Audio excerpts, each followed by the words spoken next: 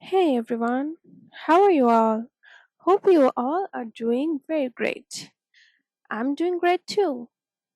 Welcome to my channel Initial Solution. In this tutorial, I'm going to show you how to put a Gantt chart in Excel. So, without any further delay, let's get into the video. At first, open an Excel sheet. Here you can see there is some data in Excel. So let's say we want to insert Gantt chart with this data. So what we will do is just first select our whole data, then click on insert button, and from the charts option, we'll go to this insert bar chart option.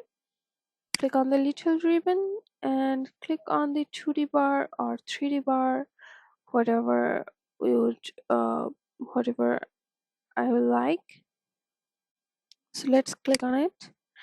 Here you can see um, the um, the data is shown here. So if I want to add some more elements, I can do here and do it with the plus button. I can edit the exist title and I can add data labels. I can add data table, lizards, and all that. So this is how it works. Hope this video helped you. If it did, then please like, comment, and share this video. Subscribe to our channel and don't forget to press the bell icon to get more useful videos like this. Thanks so much for watching, guys. Bye bye.